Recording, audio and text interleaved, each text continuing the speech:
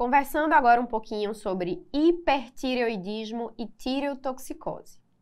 Primeiro vamos entender a diferença conceitual entre tireotoxicose e hipertireoidismo.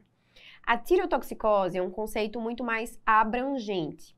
Ela evidencia a presença do excesso dos hormônios tireoidianos, independente da etiologia. Já o hipertireoidismo, ele está associado a um processo de excesso de hormônios tireoidianos que esteja vinculado a uma hiperfunção da glândula tireoide. Então, na verdade, o conceito de tireotoxicose abrange o conceito de hipertireoidismo. Porém, muitas vezes, ambos conceitos são usados como sinônimos, então não vamos brigar com a questão. Muitas vezes são usados como sinônimos, mas se a questão perguntar especificamente essa diferenciação, é importante que vocês tenham esse conceito. De qualquer forma, o excesso dos hormônios tireoidianos está associado a diversos sintomas pelos pacientes. O hormônio da tireoide, ele acaba estimulando os receptores beta-adrenérgicos, gerando essa estimulação hiperadrenérgica, e aí o paciente fica com esse quadro de adrenergização, que corresponde a quadros de insônia, elevação de frequência cardíaca, eventualmente algumas arritmias, como a fibrilação atrial, e pela estimulação beta-adrenérgica, ele vai ter um aumento da pressão sistólica e uma vasodilatação periférica, responsável por uma queda na pressão diastólica e, portanto, uma hipertensão divergente. Além disso, o hormônio tireoidiano gera um aumento do metabolismo basal. Então, o paciente fica com polifagia, emagrecimento, aumenta o turnover celular, inclusive na massa óssea. Isso pode estar associado a quadros de hipercalcemia. E, pela maior produção de calor, é muito frequente quadros de hipertermia e intolerância ao calor.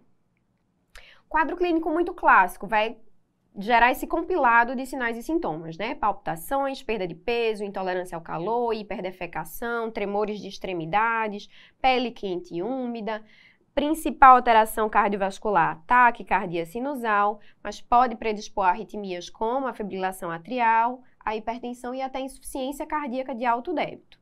Os pacientes podem se apresentar ainda com fraqueza muscular proximal, às vezes dando quadros de paralisia súbita, associado ou não à hipocalemia, e osteoporose pelo aumento do turnover da massa óssea.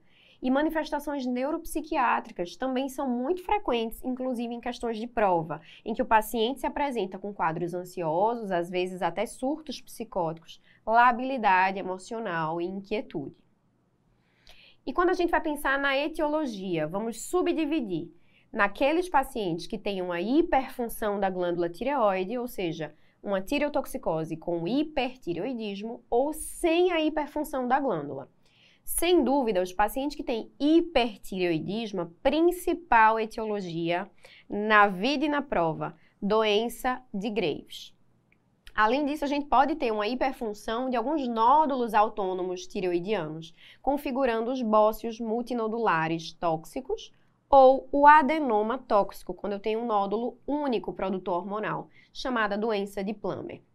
Existem outras causas de hiperfunção glandular, como, por exemplo, o efeito de Jod-Basedow, associado a um hipertireoidismo iodo induzido, naquele excesso e sobrecarga de iodo, e hipertireoidismo central, pelo próprio estímulo do TSH do sistema nervoso central, eu tenho uma glândula que está funcionando demais. Outras condições, mas agora de tireotoxicose, sem a associação com hiperfunção glandular. Nós vamos ter, sem dúvida, primeiro que a gente tem que lembrar, as tireoidites, inflamação e destruição do parênquima glandular com derramamento do excesso hormonal para a circulação. Uma outra condição, o uso inadvertido ou em excesso de hormônios tireoidianos, que é a chamada tireotoxicose factícia. E uma condição muito mais rara, a presença de tecido tireoidiano fora da tireoide, que seria o chamado estrumovário, presente nos ovários, responsável por uma secreção aumentada dos hormônios tireoidianos, mas sem hiperfunção da glândula tópica. E como que eu posso diferenciar uma condição que eu tenho excesso de hormônios tireoidianos, se está vindo da minha tireoide por uma hiperfunção ou não? A gente pode lançar mão de uma cintilografia da tireoide para avaliação do índice de captação do iodo radioativo, RAIU de 24 horas. O normal é que a nossa tireoide capte aí em torno de 5 a 30% do iodo na circulação. Quando a tireoide está hiperfuncionante, ela tende a captar muito mais desse iodo, então vai ter uma captação aumentada na cintilografia. A glândula brilha mais na cintila. E o contrário é verdadeiro. Quando eu tive algum processo de tireoidite, de destruição do parênquima glandular com o derramamento dos hormônios tireoidianos, ou se eu estou usando o hormônio tireoidiano de uma forma exógena, eu vou bloquear a captação da minha glândula e o paciente vai ter uma captação mais baixa nesses casos. Os principais diagnósticos diferenciais de tireotoxicose, eu tenho que pensar nas condições de um excesso de catecolaminas, de síndromes hiperadrenérgicas. Por exemplo, o feocromocitoma, um tumor adrenal produtor de catecolaminas. Transtornos de ansiedade e síndrome do pânico, que o paciente vai ter tremores, ansiedade, inquietude, ou quadros até de hipoglicemias devido à descarga adrenérgica decorrente da redução dos níveis glicêmicos, em que o paciente também se apresenta com sudorese, tremores, inquietude. Aqui nessas imagens a gente consegue ver como que é a imagem de uma cintilografia nos pacientes com algumas patologias da tireoide. Então, nos pacientes, por exemplo, com doença de Graves, que existe uma hiperfunção e uma hipercaptação difusa do radiofármaco, a gente vê essa glândula que acende como um todo, brilha demais. Já quando a gente vê, por exemplo, um paciente com bócio multinodular tóxico, a gente vê esse padrão de áreas hipercaptantes, porém não contíguas no parênquima tireoidiano, que configurariam os nódulos. Já num quadro de paciente com a doença de Plummer, o bócio uninodular, a gente vê uma área com a hipercaptação exagerada e o restante do parênquima mais hipocaptante. E quando o paciente tem uma tireotoxicose, mas sem hipertireoidismo, ele vai ter a captação glandular fisiológica bloqueada. E aí a gente vê que tem ausência da captação no leito tireoidiano, nos quadros, por exemplo, de tireoidite. Partindo agora para uma das principais condições que está associada ao hipertireoidismo na prática, a doença de Graves. A doença de Graves ela é caracterizada pela presença de um bócio tóxico difuso. É uma doença autoimune e, portanto, associada à produção de autoanticorpos. E dentre esses autoanticorpos, o principal para o diagnóstico e segmento dos pacientes é o TRAb, o anticorpo antirreceptor de TSH, que tem uma função estimulatória sobre o receptor de TSH, estimulando o trofismo, a síntese e a secreção dos hormônios tireoidianos, estando o TRAb positivo em 90 a 100% dos casos. Então, às vezes, raramente, nós temos Graves com TRAb negativo, mas na maioria dos pacientes o TRAb é positivo, e isso faz a gente pensar nesse diagnóstico. Também, como toda doença autoimune, pode estar associada à presença de outros marcadores de autoimunidade contra a glândula, como, por exemplo, o anti-TPO e a antitireoglobulina. E quais são as características clínicas desses pacientes? Os pacientes vão se apresentar com sinais e sintomas de tireotoxicose, que eu falei anteriormente, mas podem haver algumas peculiaridades que estão associadas exclusivamente à doença de Graves. Então, como uma doença causada por esse anticorpo que estimula a glândula, está associada a bócios difusos na maioria dos pacientes. E é uma glândula muito vascularizada pela hiperprodução hormonal. Eu posso estar diante de sopro e frêmitos nessa região cervical. Condição específica da doença de Graves é a oftalmopatia do Graves, que está presente em até metade dos pacientes e que se caracteriza, como vocês podem ver nessas imagens, por presença de proptose, exoftalmia, lagoftalmo, às vezes o paciente não consegue fechar por completo a pálpebra. Pode estar associada à atividade inflamatória, então não é infrequente haver vermelhidão, eritema, edema, retração palpebral, dor ocular, certo? Então, isso é específico da doença de Graves, bem como a presença do mixedema pré-tibial, que é bem mais raro do que a oftalmopatia, presente em torno de 5% dos casos, localizados aqui essa infiltração eritematosa na face anterior da perna dos pacientes, pelo depósito de glicosaminoglicanos nessa região. Mas, eventualmente, o paciente pode ter, inclusive, baqueteamento digital. E como que eu faço o diagnóstico do Graves? com avaliação de função tireoidiana num paciente com suspeita de tireotoxicose, então TSH baixo, suprimido, bloqueado, com T4 livre aumentado, e é importante nos quadros de tireotoxicose a dosagem do T3, que também deve estar elevada. O TRAB, a dosagem desse autoanticorpo, que, como eu falei anteriormente, geralmente está presente nos pacientes com Graves, mas diante de um quadro clínico muito clássico, não é obrigatório para o diagnóstico. Se eu estou com um paciente com bócio difuso, oftalmopatia, mixedema pré-tibial, eu não preciso nem do TRAB para fechar o diagnóstico de Graves.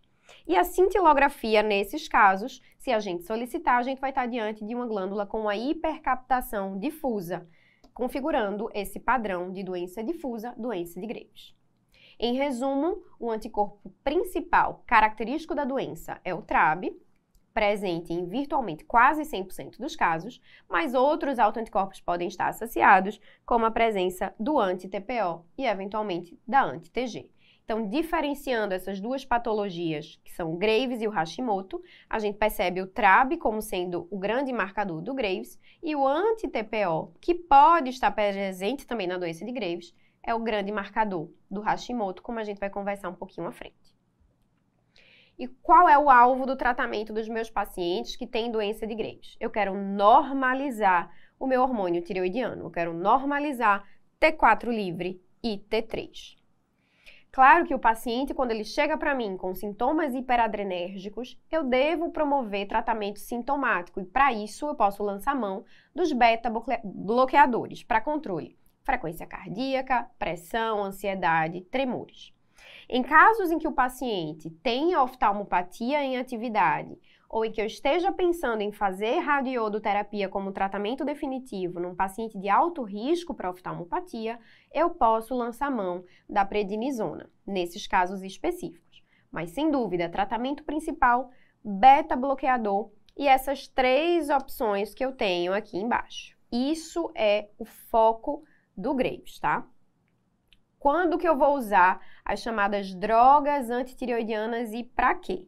As drogas antitireoidianas que nós temos disponíveis para tratar a doença de Graves vão ser o metimazol ou tapazol e o propiltiuracil, PTU.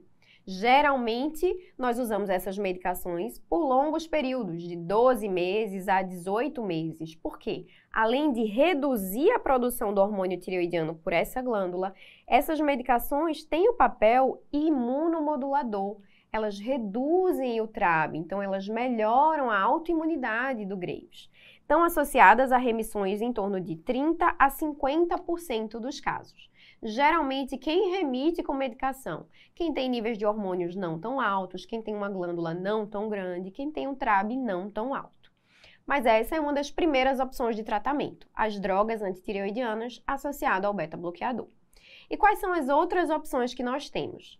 A radioablação com iodo e a tireoidectomia.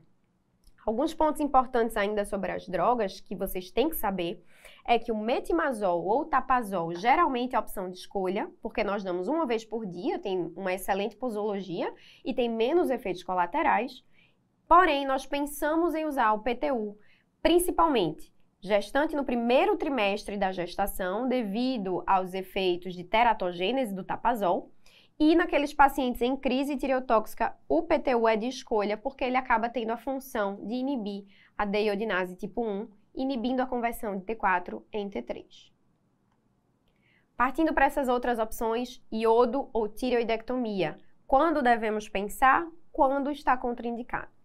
Então, o iodo, a radioablação com iodo radiativo, está indicado para aqueles pacientes que recidivaram do hipertireoidismo depois que eu retirei a medicação antitireoidiana, ou, eventualmente, pacientes que têm contraindicação por reação grave às drogas antitireoidianas, agranulocitose, hepatotoxicidade grave. Ou nos pacientes que não querem usar medicação por longos períodos e querem resolver mais rapidamente um hipertireoidismo. Lembrando que o iodo, gente, o controle do hipertireoidismo não é imediato, tá? Então, demora muito para os pacientes eventualmente conseguirem esse controle. A gente aguarda até 6 meses, até 1 ano do radiodo para a gente ver o efeito completo dessa terapia nos pacientes. A maior parte dos pacientes evolui para o hipotireoidismo, que é muito mais fácil de manejar quando comparado ao hipertireoidismo. Mas é uma opção de tratamento definitivo, quando a gente não quer um tratamento a longo prazo com medicação oral. E quando que a gente contraindica terapia com iodo radioativo? Obviamente, pacientes gestantes ou lactantes, porque isso pode ter efeito para o bebê. Pacientes que têm grandes bócios com sintomas compressivos significativos, porque o iodo induz uma tireoidite actínica, então pode piorar o inchaço na glândula e sintomas compressivos. Pacientes que têm suspeita de câncer de tireoide, eu não posso simplesmente queimar uma tireoide tendo uma região suspeita para câncer. E pacientes que têm oftalmopatia moderada grave ou em atividade. O iodo está associado a uma piora da doença oftalmológica, da oftalmopatia, da doença de Graves. E quando que a gente lança a mão da tireoidectomia? Cirurgia é o raro do raro, é a última opção para tratamento da doença de Graves. Mas em casos em que o paciente já tem alguma indicação cirúrgica, como por exemplo, ele tem doença de Graves e câncer, que a gente já teria que operar. Ou ele tem doença de Graves e o hiperparaprimário com indicação cirúrgica. Então, a gente pode resolver as duas coisas no mesmo tempo cirúrgico. Além disso, estaria indicado para pacientes que têm ausência de controle ou contraindicação às drogas e ao radioiodo, bem como pacientes com sintomas compressivos muito significativos, aí a cirurgia é o que vai realmente resolver. Interessante ver que o paciente não pode estar tireotóxico no momento da cirurgia, porque isso está associado a mais complicações. Então, eu tenho que garantir o eutireoidismo antes de operar esse paciente. Seja com drogas antitireoidianas, mas eu também posso lançar mão de uma sobrecarga de iodo através do Lugol até 10 dias antes da cirurgia para induzir aquele chamado efeito de Wolff-Chaikoff, do desligamento da glândula, para que eu possa operar esse paciente nas melhores condições possíveis. Então, vamos para a questão aqui da AMHIGS 2021, R3 de Clínica Médica. Uma mulher de 40 anos procurou atendimento porque está perdendo peso de uma forma não intencional. Refere calor excessivo, tremores de extremidades. No exame, ela tem um bócio pequeno, indolor, e tem um nódulo que foi palpável aqui no lobo esquerdo. Dosagens laboratoriais mostraram um TSH suprimido e um T4 livre elevado. Será que é esse nódulo que está produzindo esse excesso hormonal? Então, ela realizou uma cintilografia da tireoide e a cintilo dela mostrou uma captação aumentada com a distribuição difusa, uma hipercaptação difusa, e uma área hipocaptante, que não está captando muito, a nível do lobo esquerdo, provavelmente a nível daquele nódulo que ela já conhecia. Então, na área do nódulo, não captou, ou seja, o nódulo não é um nódulo funcionante. Então, a principal hipótese diagnóstica. Vamos de baixo para cima. A letra D fala tireoidite de Hashimoto. Hashimoto, principalmente associado a hipotireoidismo, sendo raríssimos os casos de hashtoxicose. Não seria o diagnóstico dessa paciente. Letra C é uma tireoidite subaguda. Tireoidite com derramamento de hormônio, gente, está associado a uma ausência de captação ou a uma hipocaptação na cintilografia, e não a uma captação aumentada. Adenoma tóxico seria se a hipercaptação fosse na área do nódulo, mas a área do nódulo não está captando, então não seria. Sem dúvida, uma captação aumentada de forma difusa me faz pensar na doença de Graves, sendo esse o gabarito da questão.